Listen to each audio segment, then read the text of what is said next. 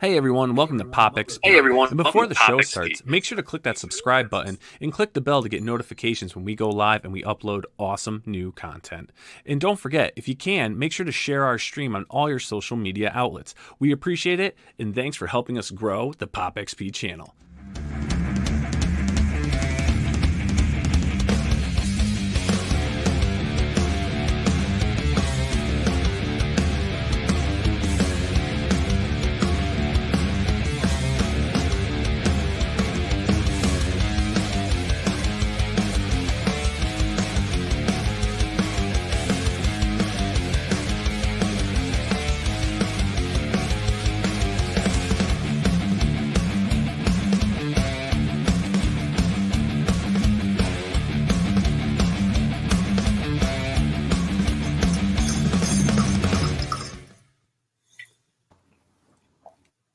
Well, they said it couldn't be done, and it almost didn't, but issue 24 is here live at the Pop XP, where with Steve Says Boom, we got Niall down below with the Pop XP, Billy Tucci in spirit, and a reoccurring guest host, as Niall likes to put it, is here with us to celebrate this live episode, Roy Thomas. Before we get into Roy, the boy, Niall, tell people what they need to do. Woo! Oh, I'll tell you what you guys need to. You guys need to look down, hit that subscribe button, and smash that. And don't forget to hit that bell to get notifications when we go live like we are right now, and we upload some awesome new episodes, which you'll be seeing next week. And I'm pumped. Welcome back, Roy. Welcome back to the Pop XP. It's been a little while. Yeah, we had a few little glitches here and there because I lived down in Podunk, and we had to huddle up onto the third floor of the building and try about 5 different things to work. And as long as the hamster on the roof holds up that antenna, we'll be okay. Yeah. We got the aluminum foil on the antenna, Yeah. to make it work. But we're here. And with Roy Thomas live. Now, Steve, how you doing? Tell me what's going on. Tell me what's happening. We got a man in the house. Well, I have been screaming to the heavens for the last week about the fact that we're going to be going live. And this is something we talked about like around episode 2. We were like, wow, one day we're going to go live, and we knew it was going to be with Roy. We just had to get everything working together. So I am just really happy that we are here. We are live. And the fact that we can get people to come in and interact with us live and hopefully technology is nice to us today. Nice technology, and everything should be good. Yeah, we got Killer Squid, Roy friggin' Thomas. Are you kidding me? I won twice before, but I was scared. Pinch me. Well, check this out. And today we got something very special because Niall has a bunch of great little ideas. And at the Pop XP, at the end of today, we're going to have people to enter to win a Roy Thomas, exclusive Roy Thomas Marvel print, which Roy will personalize to you. And he'll do it live on the air, and we'll mail it out to you right away. So a free gift for the first time. So look at that, Roy. A couple of characters you might know of, right? Yeah, ordinarily we only sell these at conventions, and we don't sell them through the mail or any other way. But this, we made an exception. We decided we just sign one. It's already made out. To whom it may concern, we'll just send it off. Yeah, and it's exclusive from Marvel. This is something that Marvel does. We can only sell these prints exclusively through Marvel, and can be yours today. What? The Hero Initiative. Yeah. But not this one. This one goes to you free. This one goes for the Pop XP. All right. So what we're going to do today is we're going to talk more about Roy's life. And Roy has a very interesting life. On our past 2 episodes with Roy, we talked about a lot of his getting in the insides of the comic industry. But people have to know, outside of the comic industry, Roy was a musician. He was a singer, and that's what he really wanted to do in life, a singer. But Roy, before we get into career in music, Roy has a very interesting story that he told me, and I think the world would hear this, about Roy and Elvis Presley. Now, what makes this so interesting is Elvis Presley is Roy's idol. Like when he first heard Elvis, it was alive. He comes from the 50s. That Elvis was king, literally then. But in time, Roy almost got to meet him. And it's a weird coincidence, if it really happened or not. A what-if story. So, Roy, please indulge people on this story with Elvis. Well, it's probably a story of interest to me and my late friend Gary Friedrick, who was there, and my first wife Jeannie, who when Elvis made his first appearance, in Vegas in 1969, that was the first of his. We suddenly began a residency in Vegas. Gary was living in LA, so he called me up and said, "Why don't you and Jeannie fly out?" And he had just got married for the third time, and we'll drive over to Vegas and see Elvis. And so we did. And Gary and I thought, gee, well, we didn't know anything much about Elvis, but we thought we'd heard something about him liking comics. He was the right age, about 5-6 years older than me, a little older than Gary. So I don't remember what the details. We found somebody there at the hotel, the big hotel, where he was appearing and where we were staying, to take a message. We gave him some money and promised to, a little more if it led anywhere. And it just said, a couple of writers from Marvel Comics are here. Would just love to meet Elvis and here to see the show and all that, And then we'd let it go. It's in the lap of the gods. This is the afternoon of the show, a couple hours, 2 or 3 hours before. And somehow Gary Friedrick, who was, also a comics writer, my longtime friend from Missouri, and my wife Jeannie and his wife were off doing something. I went back to the room and pick up something. And as I'm approaching the door, I hear the phone ringing. And, there were no cell phones, those days. So them, and it turned out it wasn't the desk, I think. So I frantically, get through. By the time I got in, it just, hung up. It's like some movie moment, you pick up the phone, it's just hung up. And so we checked with the desk. It wasn't the desk, and nobody else knew we were there. We hadn't left our number with anybody in the entire world to have been able to call us. So we were convinced it was, what Elvis's Memphis Mafia probably calling us to invite us to meet Elvis.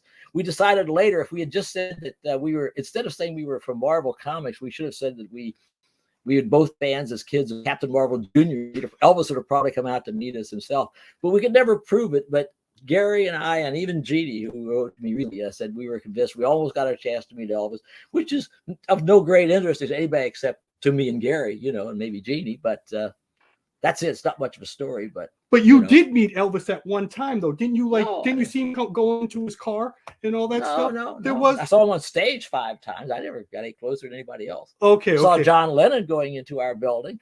I waved to Paul McCartney one night across the street as he was coming out of the Dakota Hotel a few years before John was shot there. But no, I don't know Elvis. So do you think, though, but that was Elvis that called, or somebody from? It was somebody for him. Yeah. Sure. All right. It's cute though, because that would have been a great what if, and what would you have done? What would you have said if it?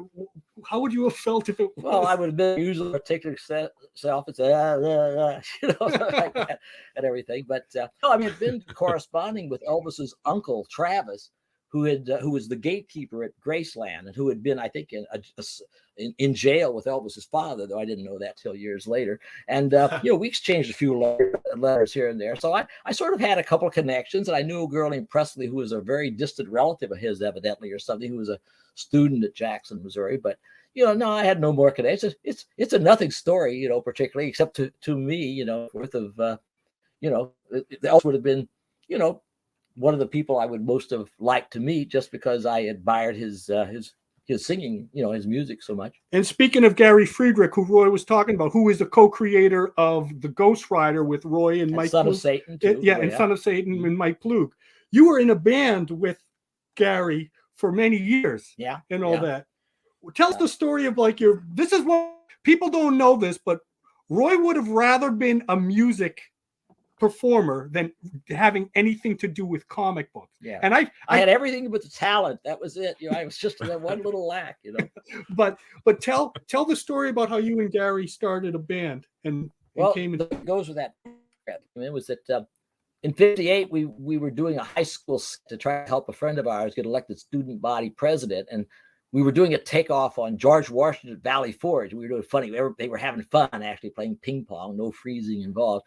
And a friend of mine had suggested, that why don't you he might sing. I had to sing a couple of songs, Bill Haley and the Comet songs, in the sophomore play a couple of years earlier. So he suggested, why don't you do an Elvis impression?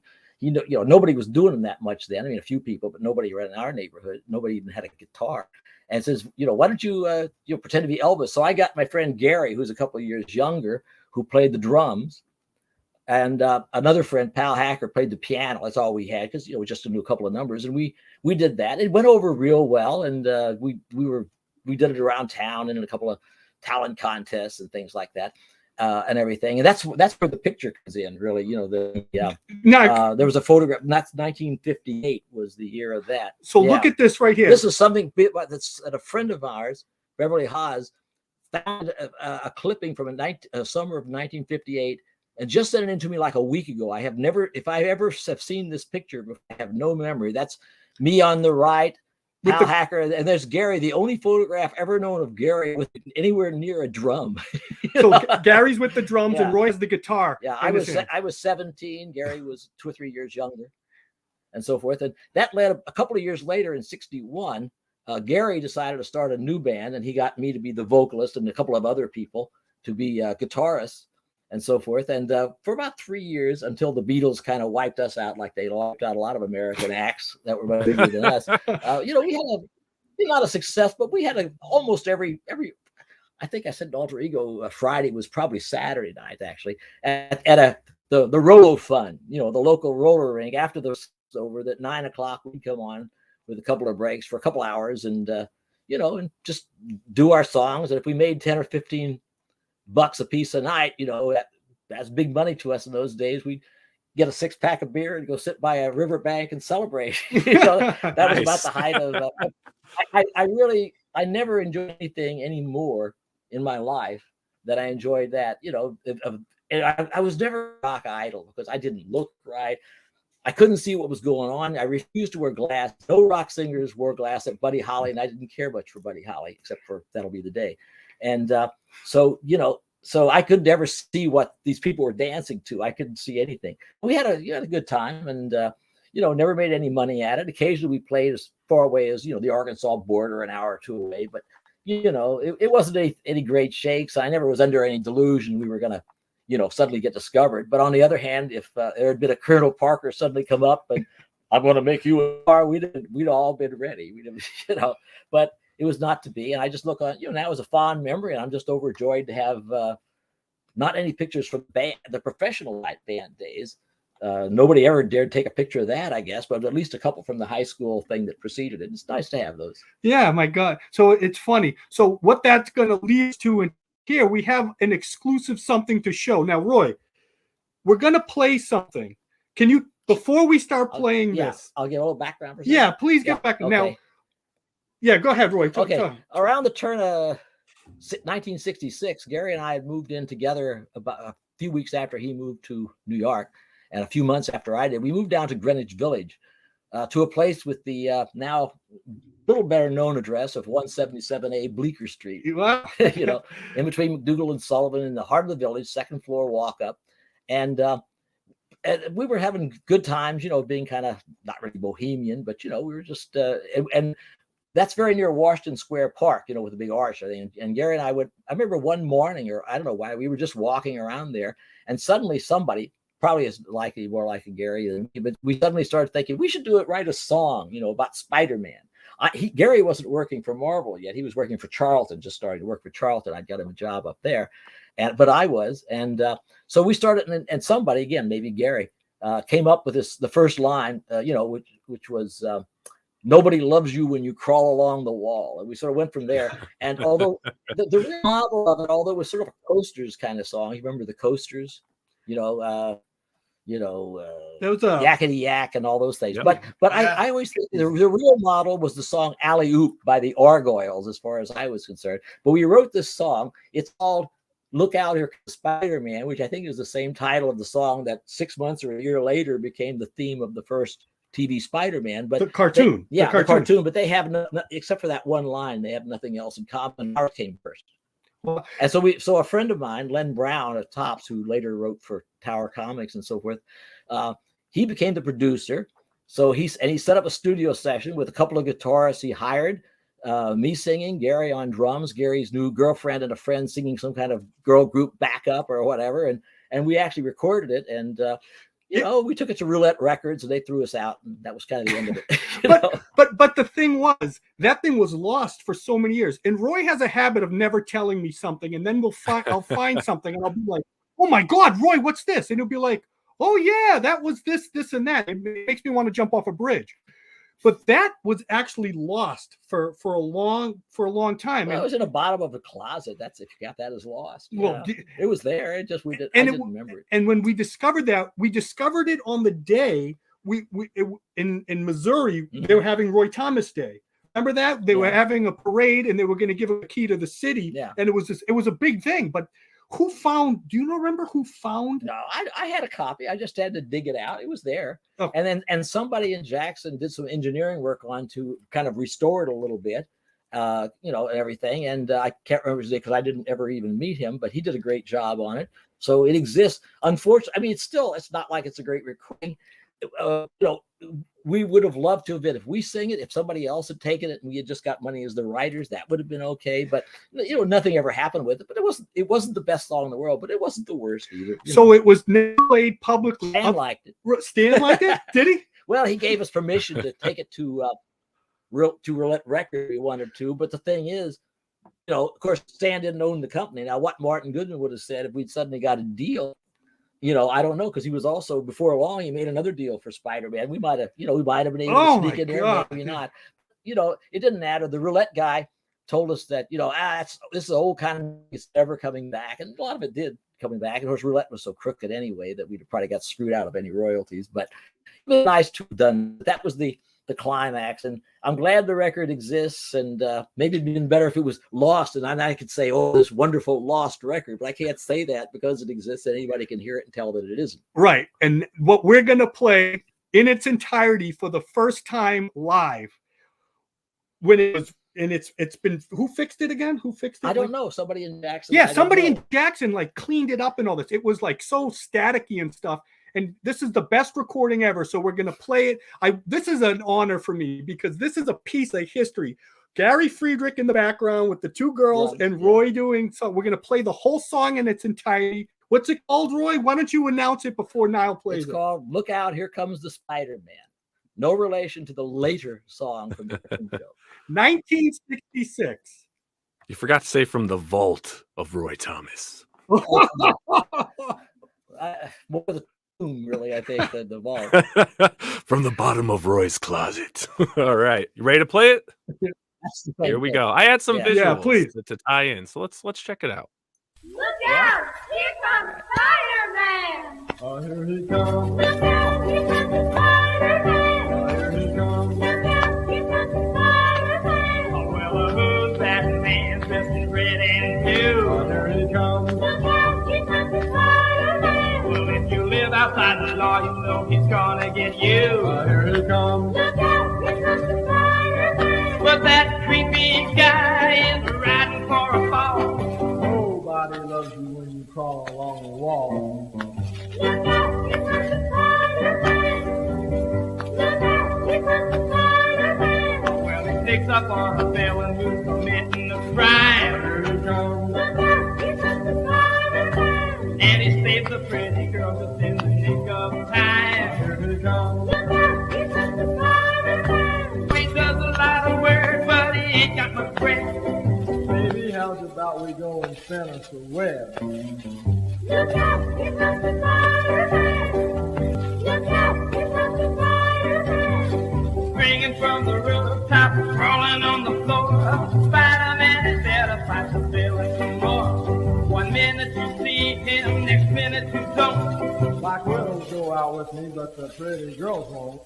One lovely summer night, we Friday had him a date. Oh, here he comes. Look out! Here comes the Spider-Man! But the underworld delayed him, and he showed up real late. Oh, here he comes. Look out! Here comes the Spider-Man! Well, he knocked on the door, and he stood real close beside us. Then her daddy said, my daughter can't go out with no fighter. Look out! Here comes the Spider-Man!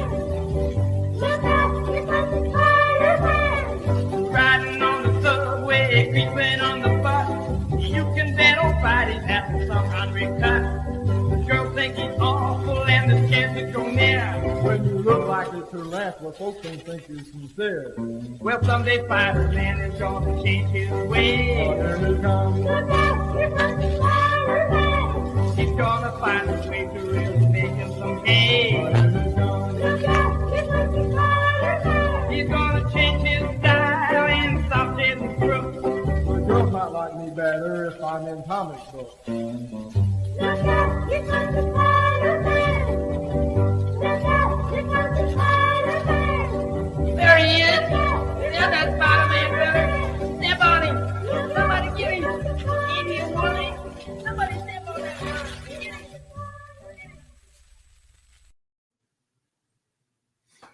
Yeah. Well, Niles, such a good job. That was awesome.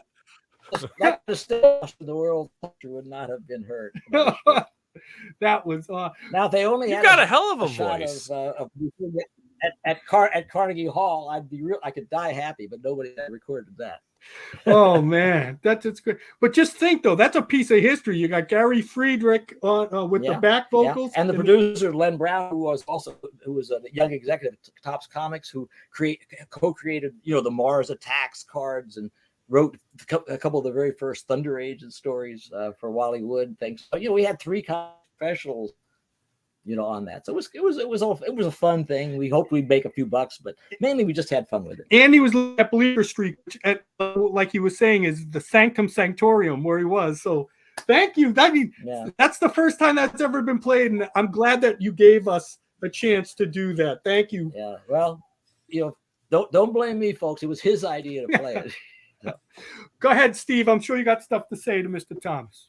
Well, I guess we can count our lucky stars, that you didn't become a music star. You didn't get roped in, the world, to doing something music wise. Because, for many people, the Roy Thomas era, and it's something that, that's been repeated again and again on this show with different creators, always mentioning Roy Thomas. Doesn't matter who it is. They're like, oh, when I spoke with Roy, or when I did this with Roy, or when, Roy told me this, or Roy gave me some advice. So it just seems amazing to me, but there you are, having fun, trying to, get this little music thing going. But within a couple of years, you're going to have far more power than you can possibly imagine, in the end becoming editor-in-chief of Marvel Comics. Now, can you imagine if you had gone to see Elvis as editor-in-chief? That would have probably been a nice thing to do. But still, it's truly amazing how you went from, being a fan, and then trying to, doing a little bit of musician stuff, but then in the end, finding your spot where you needed to be, in my opinion, and an opinion of a lot of others, because it's the Roy Thomas era, and we are very fortunate that, like, today we can speak with you and get some nuggets of information, some stuff that people have been waiting to hear, from someone who was there, because a lot of people aren't here anymore, but you were there. I'd have done anything. I'd have done anything to get out of teaching high school. Well, needless to say, music didn't gain anything, but comics gained everything. Well, and let's put out there's 2 things I love what Roy did. With number one, when he was at the height of his power in 1973, Mr. Giovanni Bernardo Sanchez Cimino was born. So I like to think that when Roy was at the height of cosmic power running Marvel, I was born on that day. But I've been going downhill ever since. But in all honesty, the second thing is, the truthful thing is, after Stan Lee's and Jack Kirby's tenure, which was the greatest boom of comics ever, I would say the second greatest boom of characters ever was Roy's period. I mean, if you look at all the characters that came, there was never a better abundance of characters that came after that, because you got to think of the second wave, not just Roy's co-creations, which you have the new X-Men, Valkyrie, of course, Wolverine, Adam Warlock, Ghost Rider, all those guys. Conan coming into fruition, but also you had the Punisher coming out. You had Tomb of Dracula coming. I mean, you were you had the Thanos. You had a sprinkle in everything. It's literally, you have to take Roy Thomas condiments and you sprinkle it on all those comics and all that stuff. And he has a little piece of everything and being behind some of that. And nobody else can say that. Yeah. Now, sure, other editors-in-chief may have had better sales and stuff, but your was the greatest character boom, second only to Stan Lee, and nothing ever matched that ever since. Yeah, but you have to remember one thing, that nobody else was being, it's not that they were being allowed, but nobody else was ever being asked generally, except for creating new villains inside particular series like, Daredevil or Avengers or whatever it was. Nobody was being asked particularly to create characters. It wasn't that mostly they were holding them back for ownership, although maybe they were. But the main thing was, we never asked for them. They never wanted any. So I sort of had a monopoly, because if I had an idea, I could get it done. Other people, it very rarely did people ever come to me. And in retrospect, I kind of wonder why, because they were never discouraged. Nobody, Jerry Conway and other people didn't walk up to me and say, I got an idea for a new hero called this and that, unless they maybe put them into a series or something. But I could just walk into Stan and just say, we should I'd like to do something called, Warlock and, or this and that. And then Stan would say yes or no. And, since I didn't do it that often, he said, yes, a lot more often. But other people, I think, could have done that. But I was just at the right place, the right time, and, had the particular relationship with Stan. He kind of, trusted me and everything, so that it worked out. And I was, the right person at the right place at the right time. That's where I'm going to disagree with Mr. Thomas, because Stan Lee knew genius when he saw it, and he wasn't giving up. See, every time you looked in the mirror, right? Yeah, that too. But Steve can back me on this. Stan Lee wouldn't have given that power to just anybody, because there was other writers coming in before you and all that never quite gelled with Stan. Well, it's true.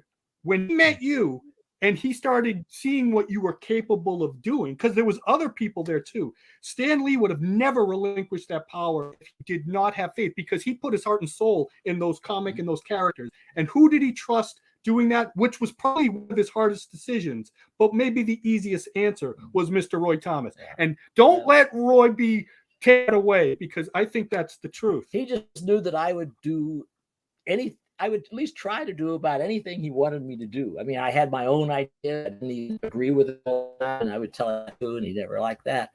But still, basically I was just there, I felt, to try to help Stan. And so gradually, as he, over the years, from 65 on, and by the late 60s at least, he would just gradually relinquish this and that. And I was dealing not so as much with art, I was dealing increasingly with the writers a lot and so forth.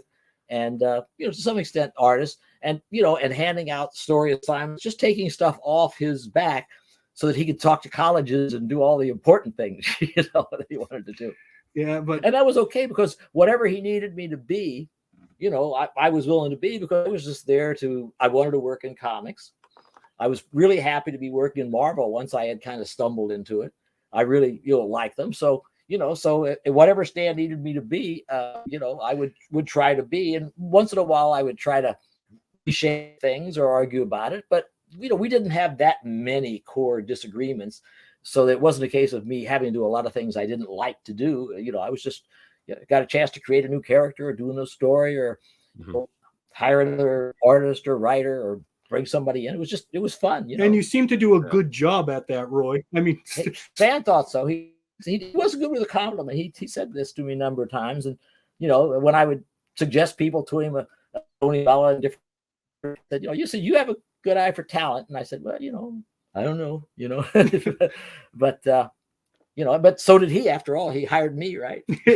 Go ahead, Steve. Get for this Roy stuff. Enough of that. Let's talk about Denny O'Neil. Well, and it's something that a theme that I go into a lot. And, for me, and I think for a lot of people, Marvel's success was not guaranteed. We had the characters, yes. That little explosion that we had from 61 to 64 with those huge characters, but Stan had tried to bring in some other writers. I remember R. Burns, people like that. And they just weren't going to do it. Now, luckily for us, we don't know what would have happened if there hadn't been a Roy.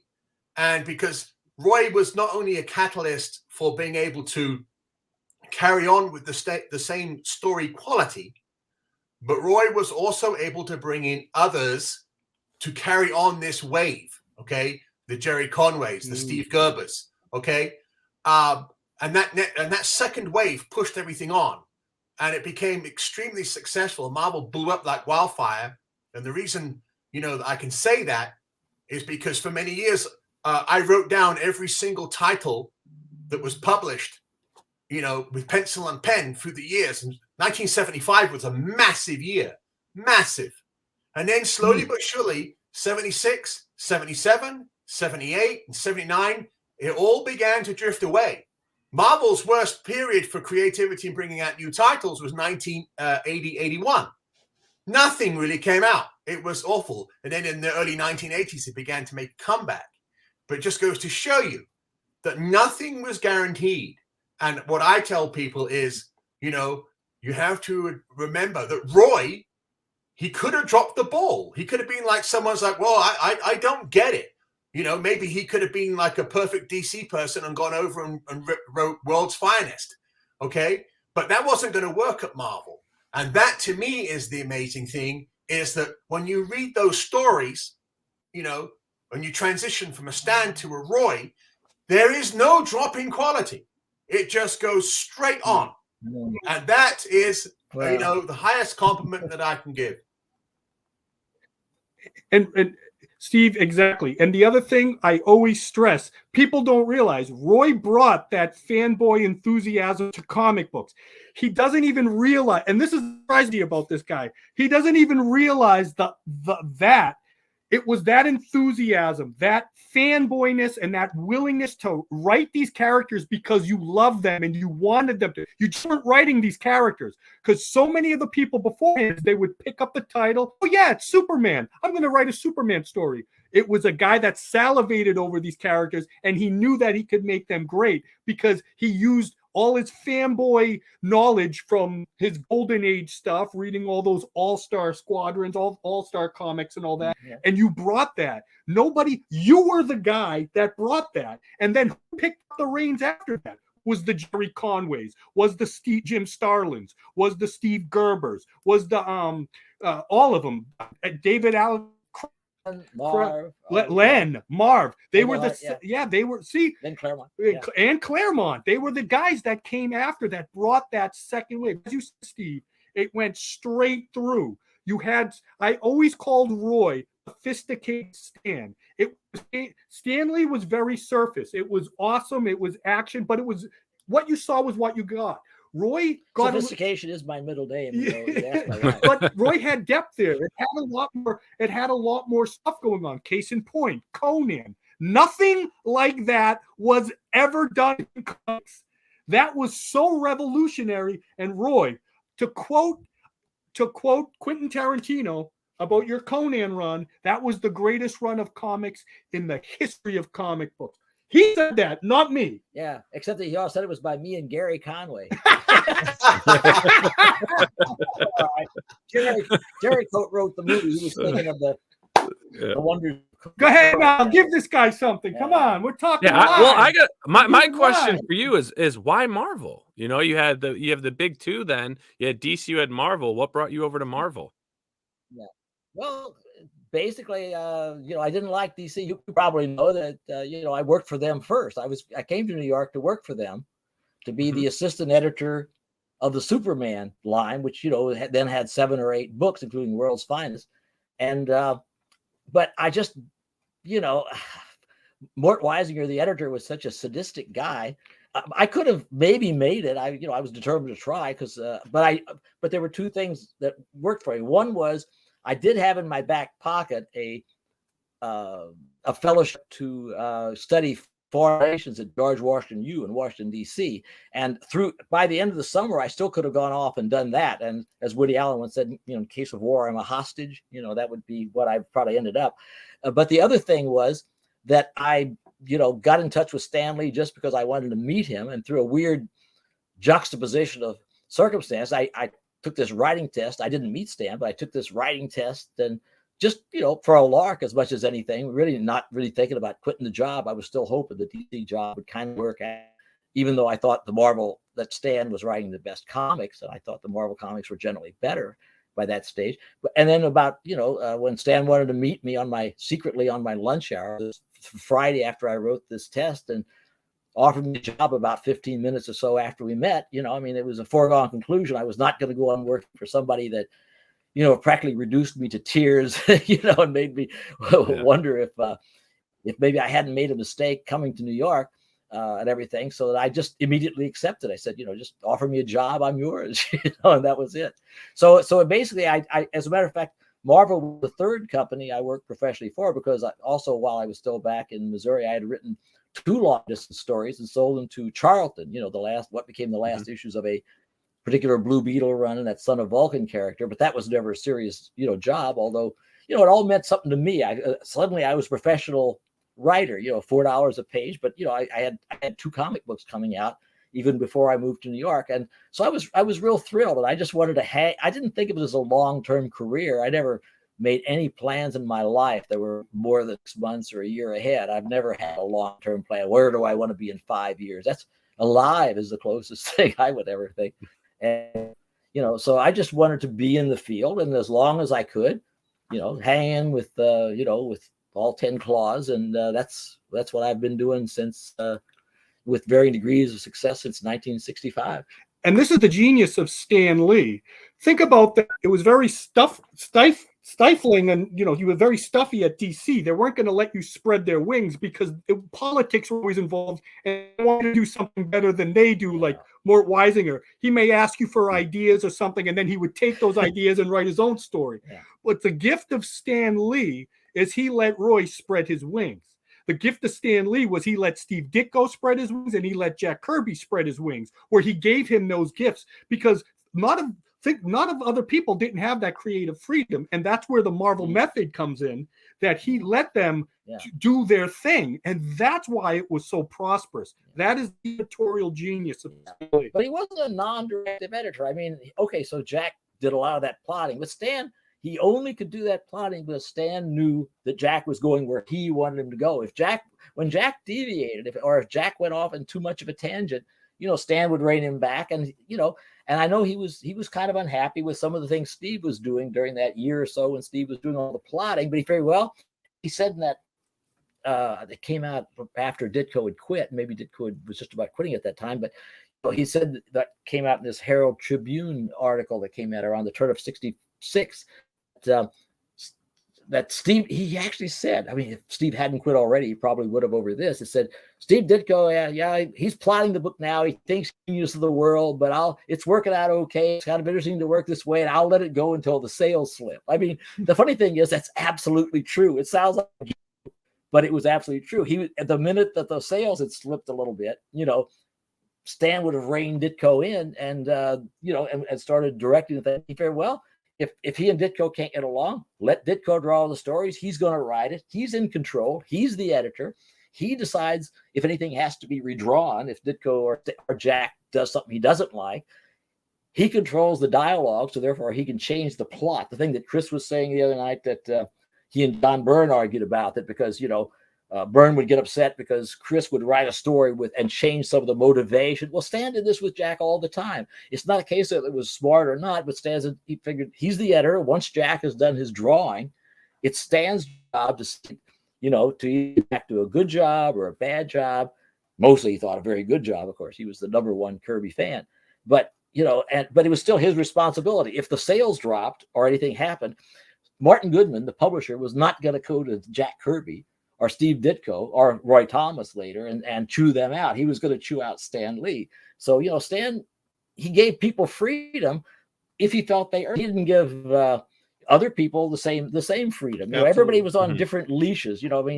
Stan was always feeling his way around, and he sort of crept. I consider him kind of a creative genius, but he was a creative genius in a kind of a, kind of a gradual way. It wasn't like Jack Kirby, he was a genius from the start. You can look at Jack's early work. He's already one of the best major talents in the field, certainly by the time he's doing Captain America and so forth. With Stan Lee, he was 38 years old before you saw any hint of that, and so forth. But, once he did, he felt his way around and he created something that Steve couldn't have done, Jack couldn't have done.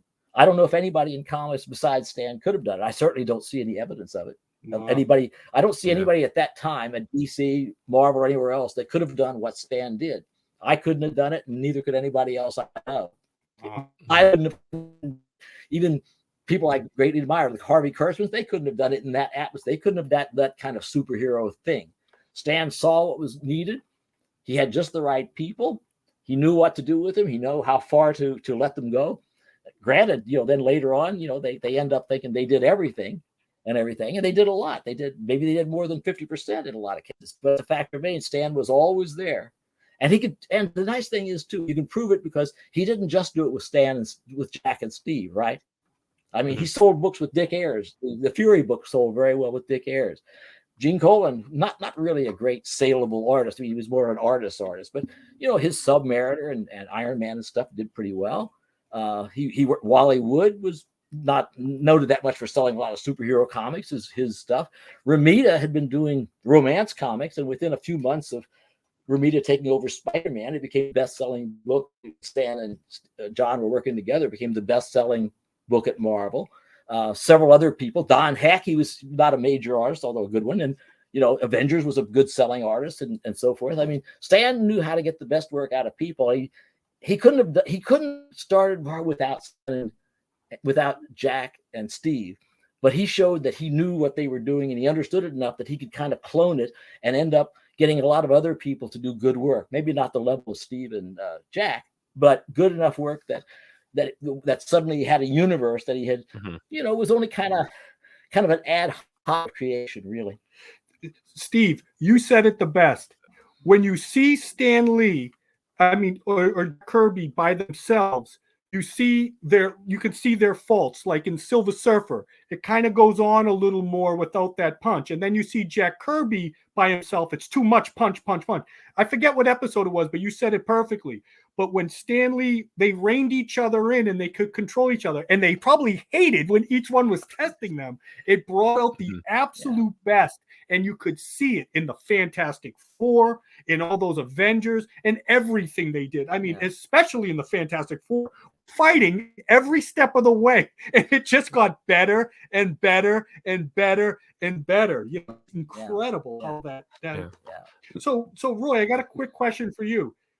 Did you ever see any outbursts between Jack and Stan, like in the office or something? Do you remember ever seeing anything? No, I mean, I know that there's this thing that happened right before my time, I guess, where Jack came out and tore up a Hulk page or two, that's everything, and threw away, and Larry Lieber took it out and pasted it together or something.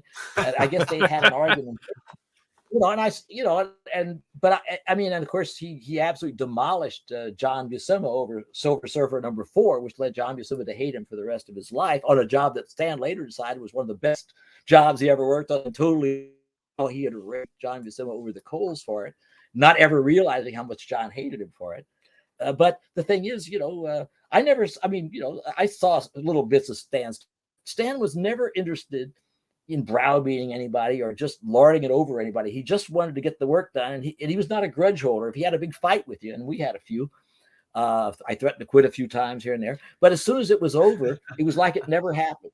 And he never missed it. When Gary Friedrick came up, and I wasn't watching close enough, and he came up with that thing that would have almost got us sued, where he worked the plot of the Casablanca movie into a Sergeant weaknesses of Bogart and all these things, would have got us sued if we had printed it that way. He chewed us out at the time. They rewrote it, and he never mentioned it to us again. Wow. He never rubbed it in or said, you did this, or you did that 6 months ago or a year ago. Never heard from him again. Maybe he forgot it. His memory wasn't that good. Wow. Go ahead, Steve. Well, it's funny that John mentioned something which I think is essential to the success of Marvel and what gave Marvel the next 30 years of what separated it from DC. Roy, being a fan, was respectful of the history. Okay. And then, for example, when Roy brought back the Crusader, who of course was Marvel Boy from Astonishing and Marvel Boy from the 1950s, like 1950 actually, 51. Yeah, that's what it's a love of the medium and the skill that it took to grab a story from the 1950, incorporate it into the Marvel Universe in a magnificent way, which allowed others to take that concept and come up with, Quasar, the quantum bands, the whole cosmic thing. It's that love of history, the reverence for it, and giving it importance. And that starts off when you are a fanboy and you move into the industry. That there is what kept Marvel going for a long time. Jerry Conway, Steve Englehart, Jim Starlin, all of those guys had the same feeling. They would love those stories. They loved those characters. Then they were like, wow, I've been thinking of a story for 9 years. I wonder if I'm going to get a chance to do it. And then when they got given the keys to the castle, they did it. They did not say, I'm going to reinvent the wheel. I'm going to come in here and rewrite all these origins because they're stupid and I don't agree with them. That, unfortunately, is what's been happening in the recent era where people are working in the industry and they're coming in and they're saying it was always terrible and I've come to fix it and everyone who was reading it before was a moron. No, that's why we have this schism. And that's why I love the work of Roy and also the guys that came a little bit afterwards, was the fact that Roy had read those issues and knew that history left, right, and center, but also had the talent and skill to make it an entertaining story. It wasn't like he was doing a history lesson, And that's what's missing, in my opinion, today. Creators who are coming in, who know their history and love it and don't say, oh, it was such a bad story. That 10 years was awful, and I've come to save it. Roy, Steve, think about this. That is why people today collect comics for the covers, the variant covers, or the art here and there. Who collects comics today because the story's so good and I got to get the next issue, or I got to do this, or did you read that? That story's killer. How many times do you hear that? And you work in one of the hottest comic book stores in the country. You tell me, am I wrong? When's the last time somebody came in and said, read this, you got to read this, it's going to be crazy? I'm sure. Well, when it comes to the big two, I don't hear that anymore. Anyone who's doing hardcore reading, and I think Niles will also agree, it's happening in the small independent comics, or something that's published by Image, and those people are rabid. But when it comes to the big two, in the last couple of years, I think basically you're right. The marketing has become, we're going to do 25 variants of this issue, and the writer's just like, oh, okay. That is the difference. However, I don't want to be, I don't want to poo-poo over the entire industry. There are some creators out there that are working outside of the big two that have an amazing, rabid, and loyal audience, and all strength to them. But why can't it be done at DC and Marvel? Why can it be done at DC and Marvel now? Is it? I mean, I don't do that much for them. They throw me an occasional book. I'm happy to. I've got the X-Men Legends thing coming out, and I did a couple of Conans, but and I had pleasant enough experiences doing those. But why is it that if that's true, why is that true? Is it something about the Niall might know this. Niall's more in tune with the. I deal with this. Yeah, I usually have this conversation daily. Pretty much, what happened is just there's the writers that they're bringing in. They're not comic book writers. You know, they may be bloggers or social media people. They're bringing in people that are bringing in certain point of views that are going into comics. So instead of getting the escapism, you're getting lectures in your comic books now. And I know politics and everything they've always been in comics. There's always been something to influence the story. There has, but if there was, it was better well hidden, I think, in the escapism of the adventure and the action that's going on, while also giving a message that could be heard. Instead, you're just kind of opening the book and you're being lectured and you're being, told something rather than going on a fun adventure and saving someone and going off to a galaxy. They're in a coffee shop talking, or there's 8 superheroes sitting at a round table just talking about something. Everyone's just talking and not doing. And that's where a lot of creators now. Yep. Yeah. I do remember a couple of decade or two ago when there was a conversation reported to me by some higher ups, above the editorial level. They were, the suits, so to speak, in a way. And the conversation evidently went like, wait a minute, we don't have to hire just these regular comic book writers now to do it. We can hire people that write bestsellers. We can write people that write this. People really know how to write.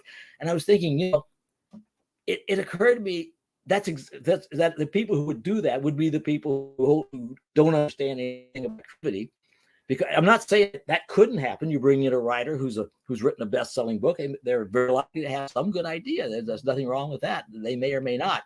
But the thing is, if Stan Lee, who had an 8th grade or high school education and then just went into this job, or I just, drifted in. I've been teaching a little high school, never had a great accomplishment.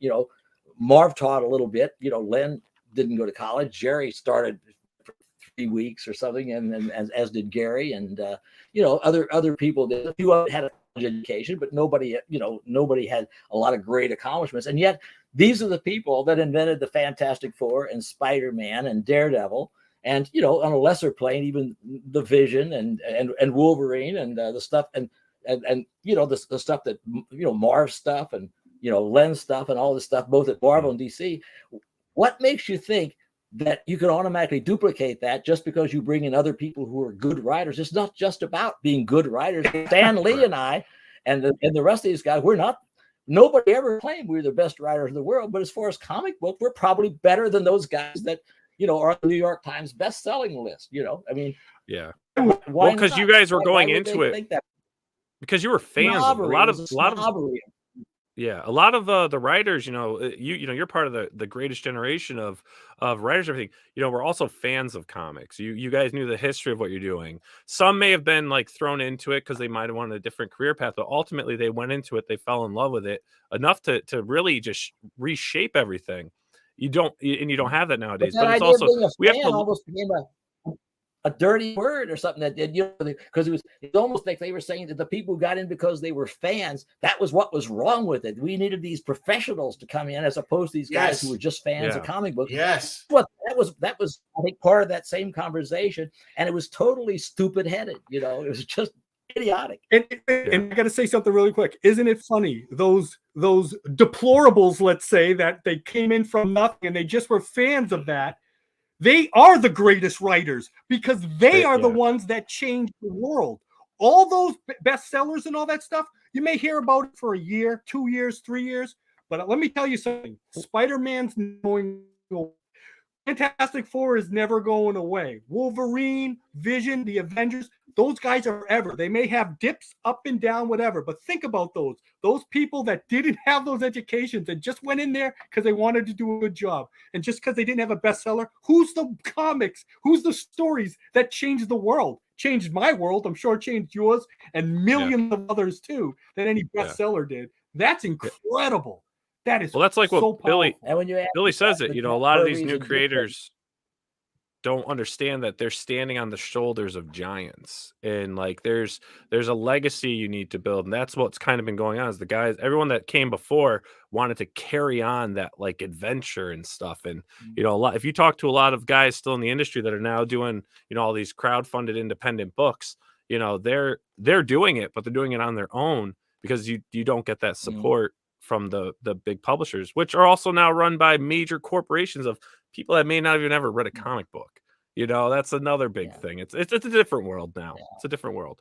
And Niall, really quick, and since you're so big into the independent scene with Billy Tucci and all that, who's always think about that. in comic books, there's always a stigma. I remember being in Artist Alley too, creating my little stuff, and people will look down upon you. But now so it always had that stigma. But now you're getting those true creators that were like a Billy Tucci. Like they're all coming out that like these are quality writers. Like Ed Brubaker, all those guys are doing their own creative stuff, and they're making their own stuff. So now that's why there's this resurgence in this independent stuff, because they know those big two are not giving it to them, and that's where this explosion now of. That's why look. Just say this really quick now. How much did Billy Tucci made in his last crowdfunding thing alone? Not over 300. How much? Over $300,000. Yeah, because people want that. Oh. Yeah, and you don't need to sell. And all you need is a couple thousand backers. You don't need to sell 400,000 comics. And this is really the new golden age. It's almost becoming more like a boutique market. And I mean, where can you go? We've created this independent comic industry now where we do streams like this with the fans constantly. So they're a part of everything now. It's the new boom. It's the new. People like me, I'd still want to be writing for Marvel, or even DC. I'd still be wanting to do. I mean, not that I wouldn't go off and do my own thing, and I have, and I've had at least one property option for movies some years ago, and some interest in one other, and so forth. I've only done a handful of them. And yet, at the same time, I'd be very happy, just doing something for Marvel. But the problem is, at first I don't get offered it that much, and neither do the other people. They get a short run of a book or something, and then they don't eat for a few years. We'll call you and give you something else or something, and everything. And and all I would really ever want in my life at this stage, I wouldn't want to do 3, 4, 5 books a month anymore like I was. But have one comic book a month that I could write. And just, see what happened. Give me 6 months or a year. Don't give me a 2-issue series, because by the time I get in the mood to write it, it's over. That's all that's happened to me. I believe it won't do it though. Yeah, right. No, they won't do it. They're not reaching out to the creators to do it. They don't. They're probably too. They're looking at costs, right? They're looking at so many different factors. They're looking at what are their personal political views. There's definitely an age discrimination in creators. There's so many factors now that so they only reach out when they need a one shot. Yeah. But now you know what I think too. I think they're afraid of power surge these guys can get. And if they can carry the ball, that's something they don't want. They don't want somebody like Roy Thomas all of a sudden gaining ground and being like, oh my God, we got a case. I believe that. And they don't want those. There's a lot of other names too. Oh, yeah. They don't want them gaining ground.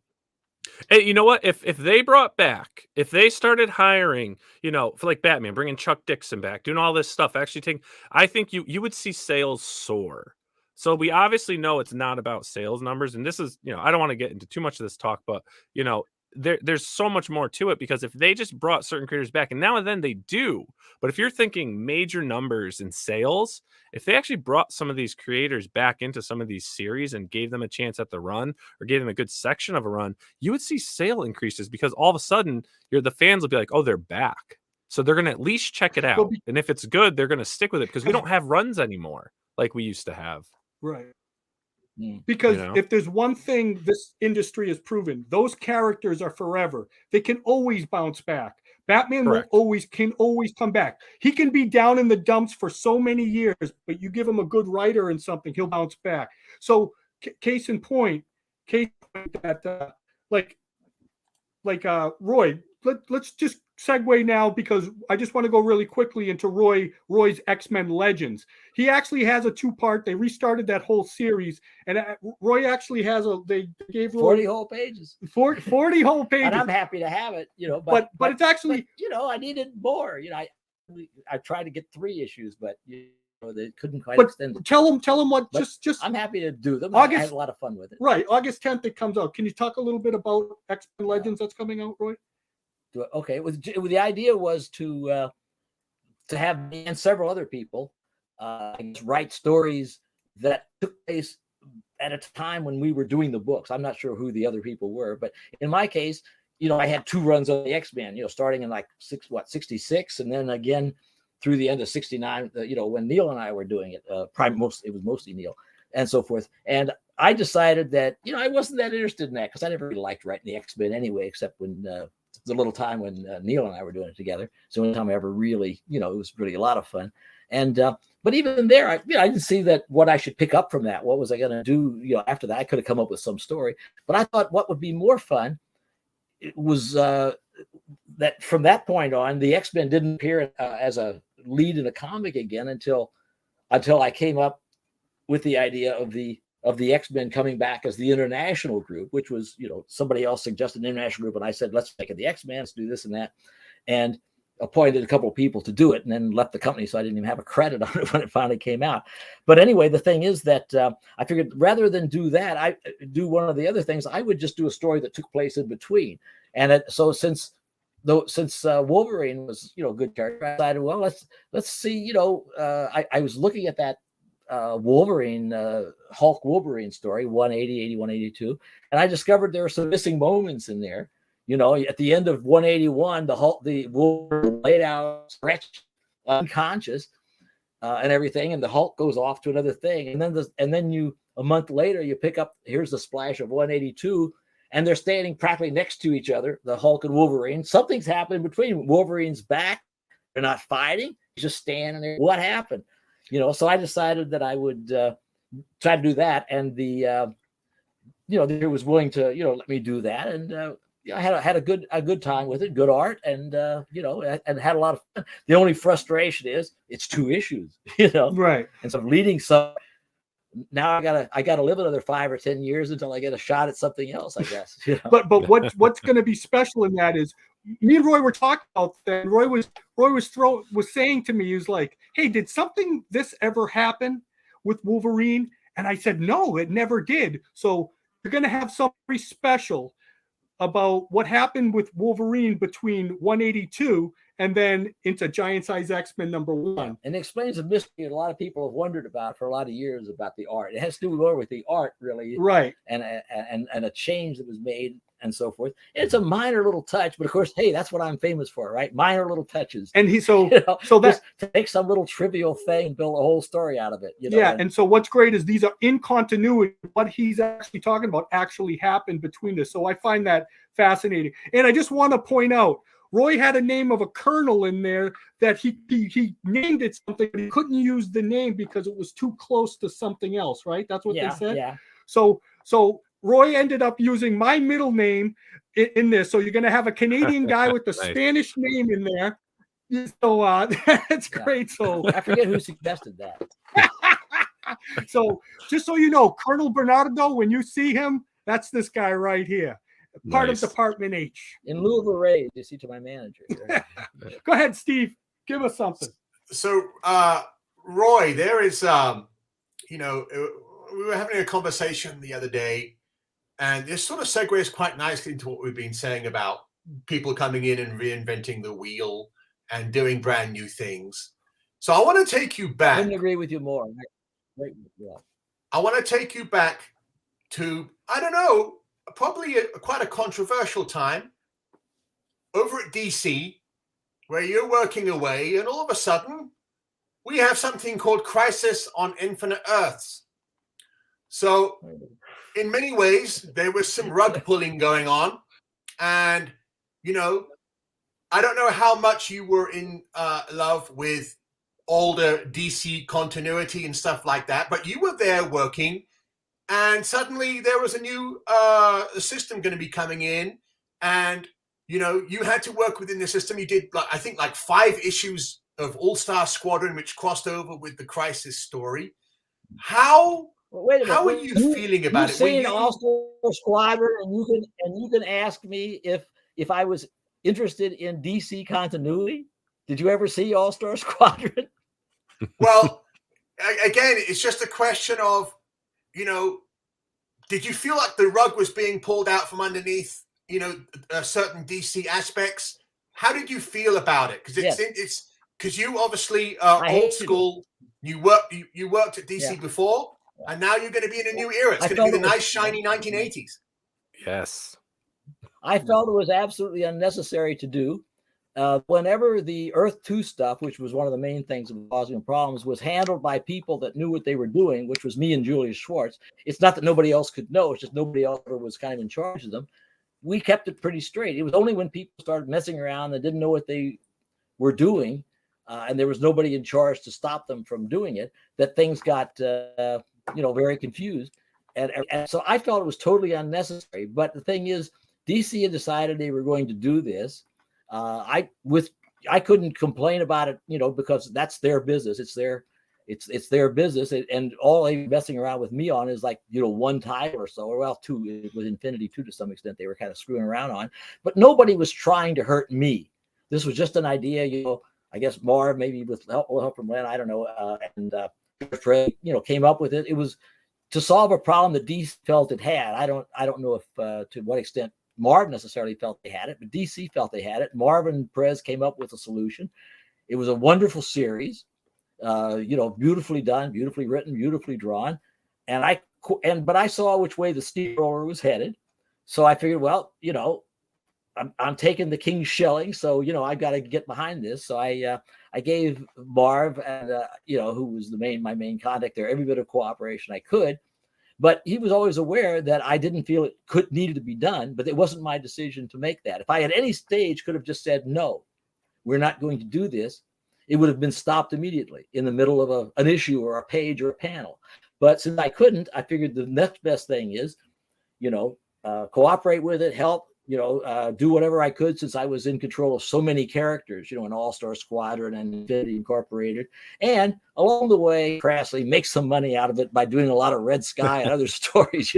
I did I can't deny that economically that I made out like a bandit on it, not as maybe as well as Marv or whatever. They deserved it, but so I was going to do the best I could have given up the money in order to halt that project at any time. But never to undercut it. If I'm in, there was no deception. If I wanted to oppose it, I just said it. Well, okay, that shows you the professionalism of the man. But now, Niall, what do we got to do right now? Yes. So now, everyone, so what we're going to do is, if you haven't done it yet, type in hashtag Roy Thomas. You'll see it scrolling by here. And we're going to do the giveaway.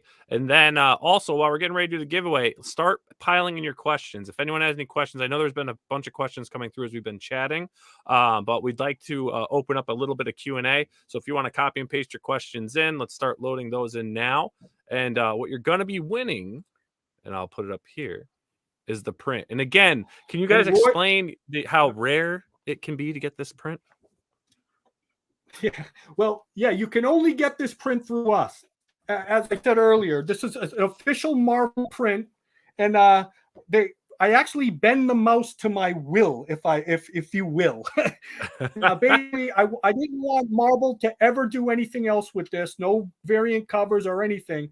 They could only sell me this print, and coming to a convention with me and Roy, you can find this print, and Roy, you can buy it. Usually $20, and Roy can personalize to you. But what we're doing with this, because it's our official first live episode, and with our recurring co-host here, Roy Thomas, and mascot, Rascally Roy, we're going to give this to one of our listeners and watchers, and Roy will personalize this to you. And I'd like to thank Niall and the Pop XP for making this possible, because Niall, just right now, because we're first going live, I want to thank you from the bottom of my heart for helping us get this far, because the best, man. I mean, all the stuff that you do, and I see all the other shows. You're a workhorse, man. I love you, and I said that, and so I give you a big thank you for this. I appreciate it, man. It's fun. We're here because we love this stuff, right? Okay. All right, so let's bring it in. Here we go, guys. Ready? No. So we've got 21 contestants in. Okay. Hashtag Roy Thomas. You have 1 second to get your hashtag in, and then we're going to click draw to see who the winner is. And I see the questions are coming in. Fantastic. 10, 9, 8, 7, 6, 5, 4, 3, 2, 1, draw. It's intense.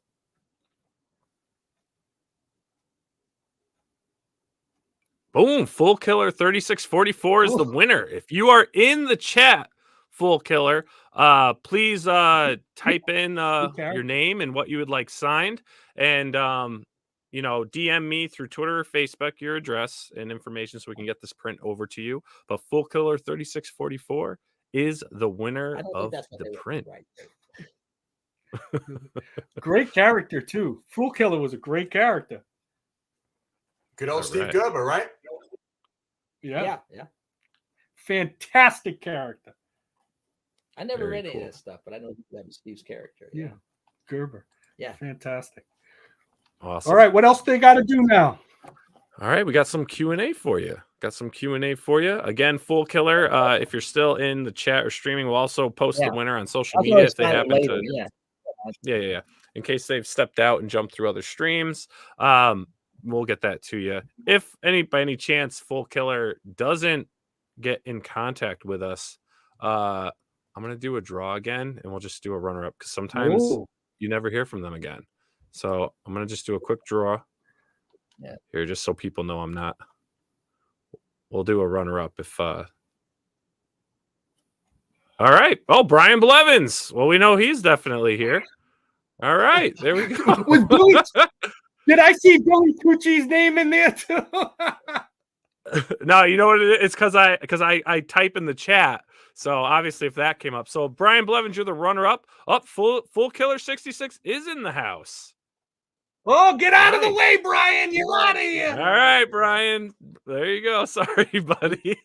I signed this to Fool Killer. Is that what I do? No. Yeah, so I can put what I want signed on the DM on Instagram, right? Yes. So we'll have him DM what he wants there, and then I will send that over to you, John. Okay. Sure.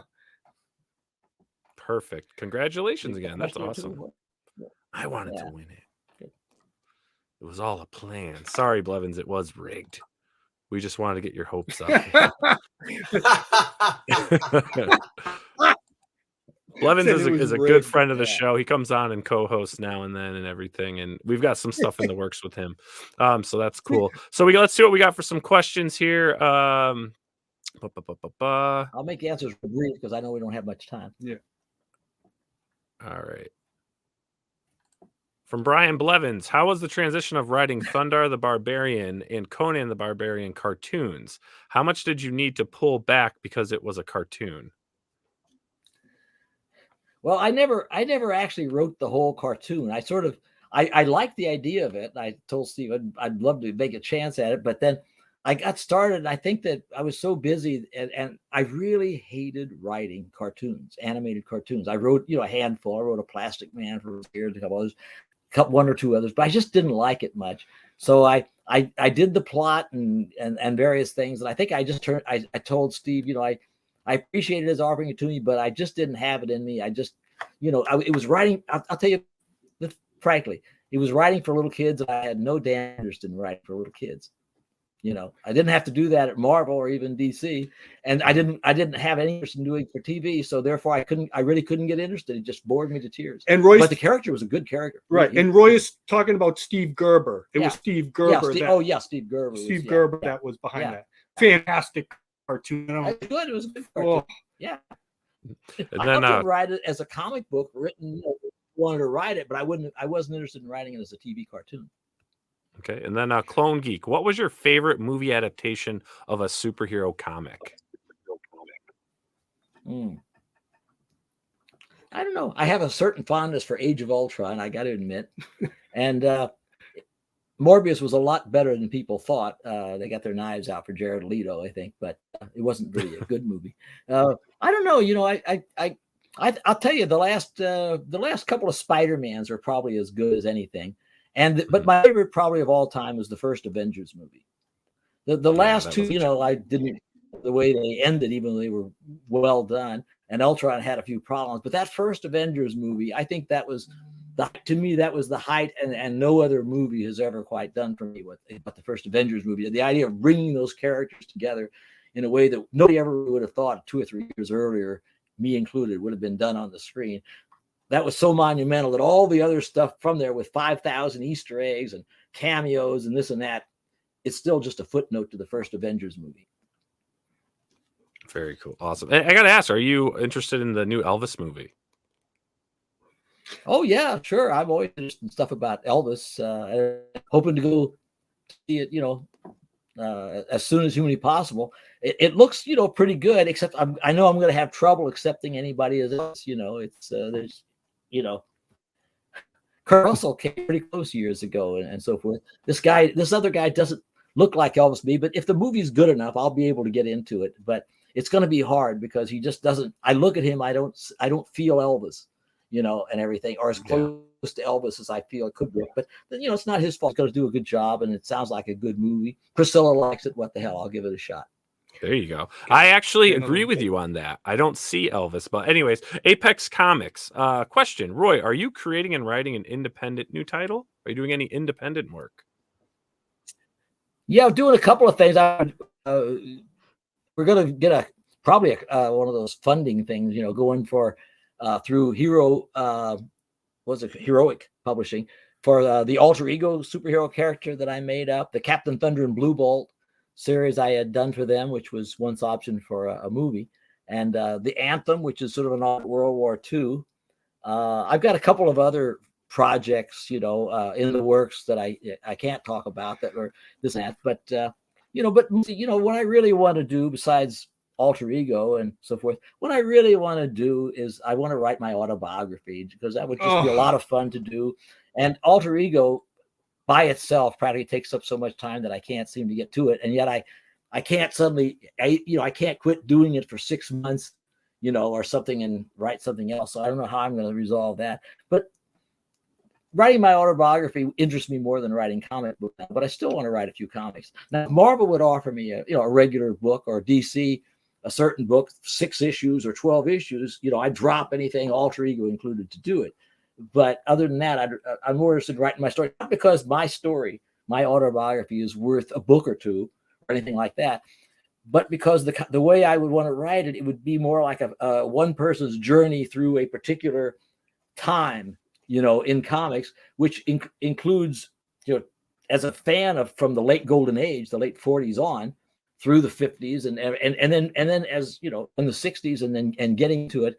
And, being on board at the very beginning to buy, the first Flash and Showcase, off the stand as a teenager, and to buy Fantastic Four #1 off the stands and so forth, and to be part of that, and then to be in it, it's just a journey. And I figure it might be interesting because along the way I could tell a lot of, stories about people, that I knew, and because since I worked in the office a lot, I had to know, to see things that, say, a freelancer or even a staff artist who was working at home all the time wouldn't. So I felt, I should do that. It would just be a lot of fun. Besides, it's hey, I'd be writing about myself. At least I'd know what I think anyway. So I've never written a novel, but at least I should be able to write an autobiography. And what a story that might be. I just will also point out really quickly that join the Roy Thomas Appreciation Boards on Facebook, because I'll always put up his new stuff. So anytime a new things he can't talk about now, they will be first advertised on there, just so you know. Go ahead, Niall. Next one. All right. Yeah, and I'll just do a couple more of these. Killer Squad Squid just said, just want to say thanks for the hard work. Enjoyed reading everything.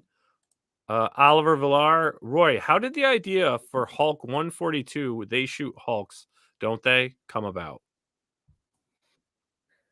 I was a huge admirer of Tom Wolfe from the first time I started reading his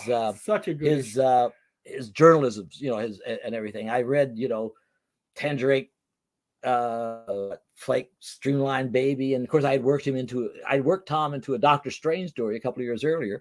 But when he wrote the story, New York Magazine, Radical Chic, about the Bernsteins throwing the party for the Black Panther, and the ridiculous incongruity of these, the white liberals and the black, power people, and the whole. It was an early version of virtue signaling. It was like everything today crammed into something, years before. And I thought, my God, not only is Wolfe brilliant, but the situation that he chose to look at is just ripe for use. And I decided, well, I don't want to get into the heavy thing because, I'm not going to get into the racial thing. So I figured, somebody like the Bernstein would probably throw a party for the Hulk. After all, he's mean, green, and misunderstood. So I just kind of took it from there. What's funny, when we were doing a Hulk book recently for the Folio Society, I was supposed to select the best Hulk stories. The one of mine that I wanted to use that issue, and for whatever reason, they never explained. Marvel wouldn't let me use that issue. Maybe, I don't know. The Valkyrie was in it. Maybe my view of the the women's liberation wasn't quite correct. Something, but, but whatever it was, but it was still a nice story. I'm very proud of it. It was the beginning of the real Valkyrie as opposed to the Enchantress. I mean, Steve Englehart gave still another Valkyrie, but is still based sort of on my character. That was a lot of fun. But the main fun to me was the takeoff on Tom Wolfe and Radical Chic. I just had a lot of fun. I thought it'd be kind of an interesting thing to do. I don't know. Really quick, if you saw Thor Ragnarok, they call Valkyrie in there. They call her fighter number 142, and they did that after issue 140. The next time you watch Thor Ragnarok again, see that they did it. Fantastic issue. Go ahead. Nice. From Bad Mojo, Roy, have you ever spoke to Nick? He's speaking, referencing Nick Barucci, about writing stories for Dynamite Comics, maybe a Red Sonja run. I've written it once in a while. He'll ask me to write a Red Sonja special or this and that. In fact, they have contacted me recently about writing a story for, I think, what is it next year, the 50th anniversary of Red Sonja? I think 1973. I believe so. Yeah. And there was a talk about writing a special. And again, I don't want to, turn off Nick, whom I like and everything. But again, it's one comic book. I mean, by the time I get interested, I'm going to be done. I'd like to write a run of 10 issues or something like that. But it'll still be. It's an honor to be asked to write an issue of Red Sonja and so forth. They've never offered me any more than one issue at a time or a 10-page story or something like this. And maybe if I performed a few delicate surgical experiments on myself, I might qualify. But as it is, it just doesn't seem likely. And then, and I'm not willing to make that sacrifice. Go ahead. No. There you go. And then Clone Geek, Roy, what are your thoughts of Sony making a Craven the Hunter solo film? Remember I told you about that? I was surprised because he's just a villain, but of course it sounds to me that from what I read online that they're going to turn him into an activist hero, which I read that some people think that's a dumb idea. Where's the petition that I signed? And everything. I don't understand that. Craven's a good character. Bring him in as a villain in the next Spider-Man movie, but the idea of making him, to suddenly turning him belatedly into a hero and everything, I just don't see it. If they want to do that character, make up a new character. Don't ruin Craven. Yeah. So you're going to see, I'm not going to be asking the screenwriter that. I know that. Yeah. And then Full Killer 3644, grand prize winner tonight, says, Roy, who was your favorite member of the All Winners squad? Got it. Submariner. I just loved when I would learn to swim at the age of 5 or 6. I was never Aquaman. I was always the Submariner. I of course I pronounced it Submariner. I didn't know until I was 20 something that it was Submariner. Bill Everett told me.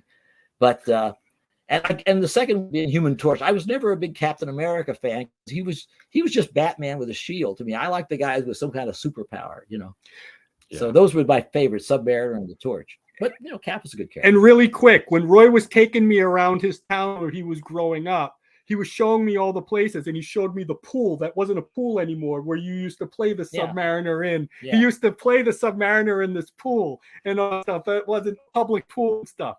So cool. Cool. And then our last question from Brian Blevins. Roy, was there a property you wanted to write for but never got the opportunity? Did you have that? I think he's saying, did you have a fleshed out story for? Yeah. Well, it's kind of anticlimactic, I guess, at this stage, but not really. The thing is, I was always, I got this from Stan, I guess, oriented toward, time comes to plot a story. Sometimes you got some ideas in the back of your head, but the time comes to plot a story and you think of it. So I never had a lot, so once in a while I had a few plots. That was with regard to Conan because his life had been mapped out by other people. But generally speaking, I never really thought, where I'm going to be 6 issues or a dozen issues from now. I might have had a vague idea in mind. So, and as far as any characters I ever wanted to write that I never got a chance to write, there may be 1 or 2, but it couldn't be at DC because I wrote everybody there, all the 1940s characters. I got a chance to write almost everybody at Marvel that I ever really wanted to. I mean, because there were other great characters like Howard the Duck that wouldn't have really been my thing to write. I never had any great desire to write them, but I would admire them by someone else. So there have been stories I wanted to do. Every day or every few days, I think of some story I wish I got a chance to do this or that. But but really, I've sort of fulfilled my dream in comics. I could write a million more stories, but I always say, I don't worry too much if I don't get any more assignments or whatever, because, I've written a fair number of stories over the years. And if my feeling is if I had to write one more comic book in order to secure my little niche, in the world of comics history, then it's already too late for me, Okay, we're going to do this really quickly. For Fool Killer, we just want to know, I got your name right here. So we're going to, just to make sure I'm spelled, we want to do this on the air so you're getting this. It's Trevin, right? We're going to put 2 Trevin from Roy right here for you. We're going to do this. Now, I got to make sure I got the spelling right. Nothing worse than. Yep. I have it right here. All right. You got the proper spelling there. I sent to you. Trevin. Trevin. Yep. Okay. To Trevin and Roy Thomas. And we're going to send that out to you right away. Congratulations, Trevor. Your good luck is Brevin's bad luck. Blevins bad luck. We'll get you next time, Blevins. Don't worry. Yeah. Okay, Steve, we're going to wrap this up. Well, Steve, want to put any last words from Mr. Thomas? I want to say thank you very much for having me on. It's been a lot of fun, and I'm sorry we had a few technical difficulties beginning, but well, you're going to come on more though, Roy, right? You're going to be on much more. Come on. Oh yeah, next time I'll talk about myself. Go ahead, Steve. Wrap something up here. Okay, for me personally, the highlight of this is to hear that Roy wants to do the autobiography, because I think that's essential, and it may be able to assuage the need of comics fandom for the autobiography that we did not get from Stan, because as we have known, Stan's management had him signing and just making money and not thinking internally and leaving us a history and going into some things. That's gone. But we have Roy. And as he said, Roy was there at the ground level on so many important things. I think this autobiography is probably going to be one of the most important that we have about comics, and I really think that it needs to be done. So Roy, you need to stop doing everything right now, go away from this podcast and get writing now. Okay, good. Now you're going to get us out of here, but I want to say one thing. Thank you for your encouragement. Roy truly is our recurring guest host. We are going to have Roy again, but this time, tell me what you guys think when we're going to have all of us on there with a guest, because we want Roy to throw in his 2 cents and keep everybody on the straight. And if we ever get a chance, we really like this idea of getting me and Jerry Conway on at the same time to talk about our Conan experience, because I was involved with both movies, and Jerry and I wrote the second. There's enough weird stuff on that to take up an hour, let me tell you. So we got a lot more coming up and a lot more guests. Now, last word. I want to thank you for doing us live. You started this live thing. Now you get us out of here. You say the last word. I think I could handle that. Yeah, great show. Roy, thank you so much for coming on. And everyone, please make sure to click that subscribe button, smash that bell to get notifications when we're going live or uploading some awesome new content. Congratulations to our winner tonight. We're doing a lot more giveaways every Wednesday, almost every Wednesday. You'll have a new episode of Steve and Cimino Says Boom Show. Next Wednesday, you get to the honor of us chatting with Marv Wolfman, which will be up on Wednesday, and also plenty of other great stuff on the channel. So again, thank you everyone for tuning in, and we will see you all on the next live. Everyone have a great night, safe weekend, and if you're attending Heroes Con, please have fun. And find Roy. And come by and see me. I'll be there. Hey everyone, thank you for joining us on Pop XP. If you haven't already, make sure to click that subscribe button and also click the bell for notifications when we go live and we upload some awesome new content. Also, don't forget to head on over to Twitter and follow us at the Pop XP and over on Instagram at the Pop XP. Thanks again everyone, and we'll see you soon.